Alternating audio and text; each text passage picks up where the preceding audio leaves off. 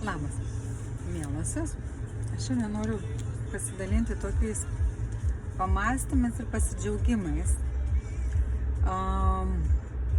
Pas mane ateina į konsultaciją ne tik moteris, bet ir vyrai.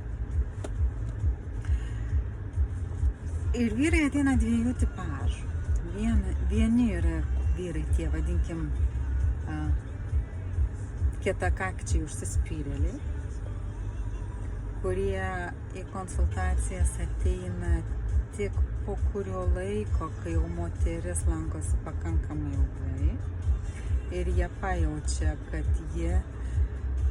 kad santykis gerėja. Ir kiti, tai yra tie fainieji, iš tiesų nuostabūs vyrai, kurie savo moterį gyvenime kloja rožės, taip galima pasakyti, ar ne? Jie rūpinasi namais, šeima, kelionėm, finansais, visa kuo tik nebeatsiskiria pareigos, kur vyro, kur moters, žodžiu, ten jau viskas viename, bet moterį vis negana. Ir jie ateina, nes jie nebesupranta, ką jie daro ne taip. Kodėl ta laimė, kodėl tas džiaugsmas iš moters niekaip neateina, nors jai duodama labai daug. Tai taip, mes moteris esam tokios pobjaurės iš tiesų, atstrenkusios į nepajudinamą sieną.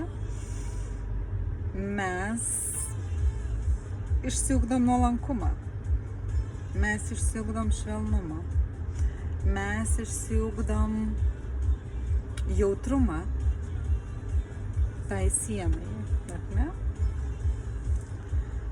Ir priešingu atveju, kai mums klojamos rožės, mūsų puikybė, mūsų išdidumas, mūsų arogancija, ko mes esam vertos, kiek mums turi pasaulis duoti. Ir vyras auga ir auga. Tai šiandien noriu iš tiesų savo priminti, nes taip jau yra, kad susidūriau su nepajudinama siena, kad tokie vyrai verčia mus augti, verčia mus tobulėti, verčia mus sugrįžti į tą savo prigimtį, tą jausmų pasaulį ir atrasti gyvenime džiaugsmą, laimę, savo kelią, prasmę. O kitiems jau moteris, jeigu jau žiūri, tai siūlyčiau šiek tiek paskaičiuoti, sudėlioti, kągi vyras jums duoda. Ir pasižiūrėti, ar nenukeliavo į labai fainą savijautą, žinai, taigi jis privalo. Niekas niekam nieko neprivalo. Tai va, su artėjančia mamyčių diena primenu, kad vyrai, kuriuos mes pasirinkom ne šiaip sau. Jie yra nuostabūs, jie yra mūsų variklis. Ir jeigu atsitiko taip, kad iš tiesų apsirikome, tai būna ir taip galima keisti. Tai linkiu tiesiog jausti širdimi, ar aš noriu kurti santykius su tuo partneriu. Čia nėra apie tai, koks jis, kokia aš. Ar tai yra tas vyras,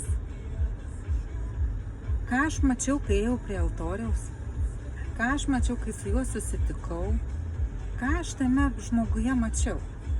O čia esminis klausimas, nes tai niekur nedingo. Tai yra. Tai linkiu jums pamatyti dar kartelį.